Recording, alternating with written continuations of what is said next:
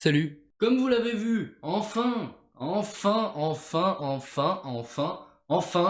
la saison cycliste professionnelle sur route a repris en Europe. C'est comme vous l'avez vu donc avec le fond derrière moi, c'est Leonardi qui s'est imposé sur le Tour de la Communauté de Valence pour cette reprise de la saison cycliste tout simplement en Europe. Elle avait déjà lieu notamment en Amérique du Sud, mais on n'avait pas trop d'équipes voilà, qui étaient bien classées, notamment World Tour ou même en Conti Pro. Donc là, ça y est, ce Tour de la Communauté de Valence signe le retour de toutes les équipes World Tour, toutes les équipes Continental Pro aux affaires. Et quels sont les rendez-vous qui vont être à suivre là en ce début de saison? Et c'est ce qu'on va voir justement dans cette vidéo.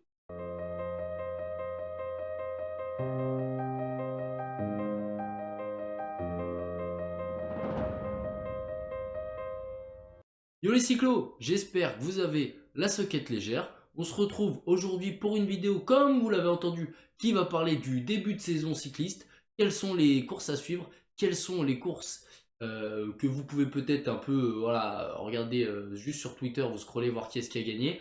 Et c'est ce qu'on va essayer de voir ici. En tout cas, on va essayer de définir les courses à suivre absolument en ce début de saison. Pour commencer, on va poser le cadre. Qu'est-ce que le début de saison? Bon alors, le début de saison, on peut considérer ça jusqu'à l'arrivée du Giro, on peut considérer ça jusqu'à l'arrivée, bon pas du Tour, ça fait peut-être un peu loin, mais voilà, à l'arrivée du Tour des Flandres, de Paris-Roubaix, on peut le mettre un peu où on veut le début de saison. Pour cette vidéo, le début de saison, ça sera jusqu'au départ de l'Omloop et Newsblad, qui a lieu le 26 février, le samedi 26 février, donc dans un mois à peu près. On va donc parler vraiment du tout début de saison et des courses à suivre dans ce tout début de saison, et vous allez voir qu'il y en a pas mal. Je vais rien vous apprendre, on va suivre les World Tour en priorité. Parce que c'est le plus haut classement possible dans le cyclisme. Et parce que du coup c'est souvent là où il y a le plus gros plateau. Mais les courses World Tour, avant l'Umloop et Newsblad, qui en est une justement, il n'y en aura qu'une. Et ça sera l'UAE Tour, là où le confinement avait commencé. Vous vous rappelez ou pas?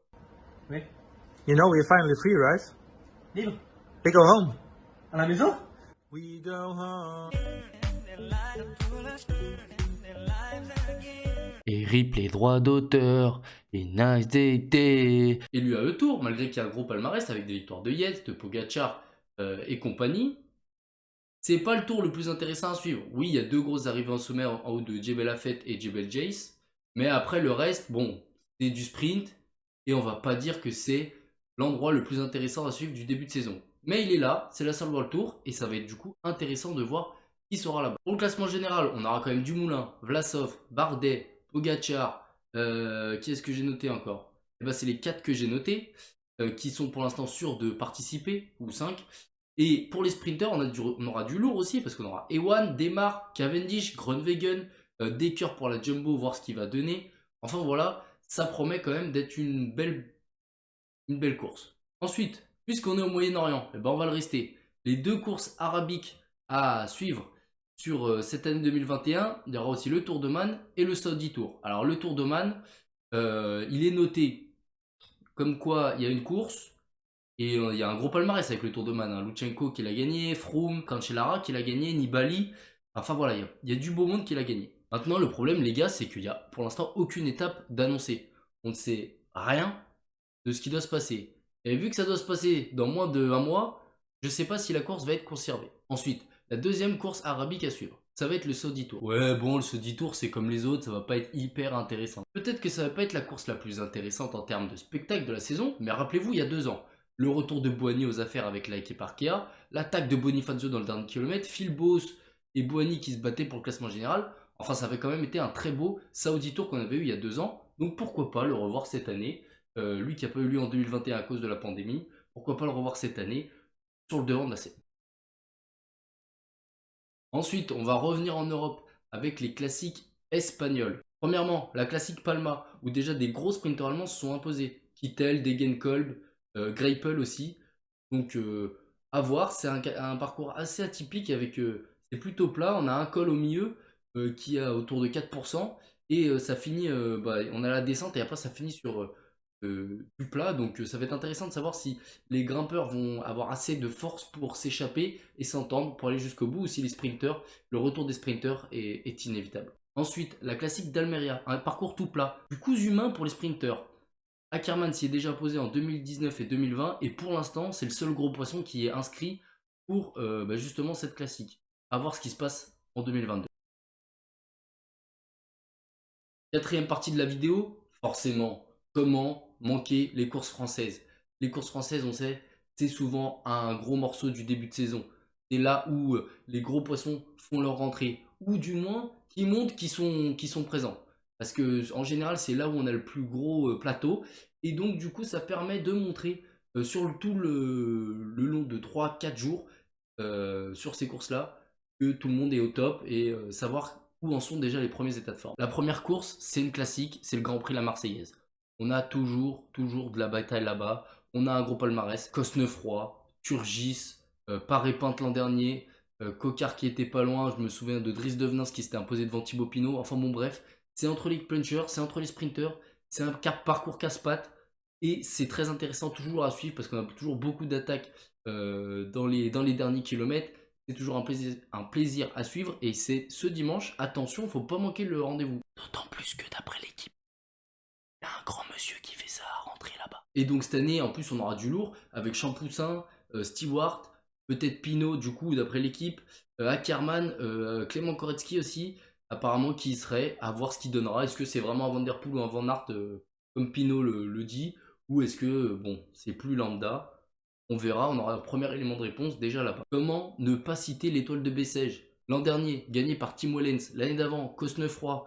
On a eu du Galopin, du Calmejane, que des vainqueurs sur les grands tours. Bon, Cosnefroy, c'est un peu moins vrai, mais que des gros poissons. À l'étoile de Bessèges, on est rarement déçu. D'autant plus que la première étape, on la connaît, c'est la première depuis 3 ans maintenant au moins. On se souvient où Alexis Brunel s'était imposé en étant parti un peu comme ça en facteur. Voilà, en haut de cette côte, c'est entre les punchers, entre les sprinters encore une fois. Ça va être intéressant à suivre. D'après Pro Cycling Stat, la deuxième étape, pareil, se finit en côte. Est-ce que ça va être une côte comme la veille? Est-ce que ça va être un peu plus long? Est-ce que ça va être un peu moins dur? On verra ça le jour J, mais ça va être aussi intéressant à suivre. La troisième étape, on a 2 petites côtes avec une arrivée en descente. Est-ce que les sprinters vont pouvoir passer? Est-ce qu'ils vont pas pouvoir passer? Toujours intéressant à suivre. Et oui, attention à cette étoile de Bessèges. Et en plus, la quatrième étape, c'est une arrivée en haut du Mont Bouquet. Donc on comprend pourquoi il y a pas mal de grimpeurs qui sont engagés, comme notamment Thibaut Pinot, je pense, essaiera pas de faire de la figuration. La cinquième étape, on la connaît, c'est le contre-la-montre à Alès, qui finit en haut de la côte de l'Ermitage, qui est très très dur et qui met toujours les coureurs dans des états pas possibles. On a à chaque fois des images très impressionnantes de ces arrivées-là. On reste en France et on commence à taper dans le dur avec le Tour de la Provence, où on a notamment les Ineos qui ont une Dream Team, et à la Philippe. On se souvient l'an dernier avec l'arrivée en haut du chalet Reynard. Je pense que cette année on aura un profil à peu près pareil. J'ai essayé de chercher le profil, je ne l'ai pas trouvé, mais il me semblait qu'il était sorti. Donc peut-être que ça vous affiche à l'écran que je l'ai trouvé entre temps et que du coup je vous le mets là en rapidité pour voir, pour que vous fassiez une idée de ce qui se passe. Mais c'est toujours montagneux la Provence et c'est toujours un très très costaud qui est sacré là-bas. On se souvient de Quintana en 2020, de Martinez l'an dernier avec le duel avec Egan Bernal qui d'ailleurs tombé. On lui souhaite un très très prompt rétablissement. Et à la Philippe aussi qui était dans le coup. La dernière course à suivre en France avant l'Omloop et Newsblad, c'est le Tour de la Provence. Le Tour de la Provence, c'est un peu dans la continuité. Non, c'est le Tour du Var. Voilà. La dernière course à suivre en France, c'est le Tour de la Provence. Le Tour de la Provence, c'est un peu la... Non, le Tour du Var, c'est pas le Tour de la Provence. La dernière course à suivre en France, ça va être le Tour de la Provence. Le Tour... Ah, c'est le Var. La dernière course à suivre en France, c'est le Tour du Var. Le Tour du Var, c'est un peu la continuité de la Provence. C'est-à-dire un parcours dur avec un plateau relevé. Pinot, Quintana, Mollema pour l'instant sont engagés. Et l'an dernier, on se souvient du sac de Brambilla avec ces étapes avec des montées à plus savoir qu'en faire. Les victoires de Woods en haut du mur de faïence. Enfin bon bref, un parcours spectaculaire et qui en plus attire du beau monde. Enfin, cinquième et avant-dernière partie de cette vidéo. On va attaquer les gros morceaux, mais qui sont pas pour le tour.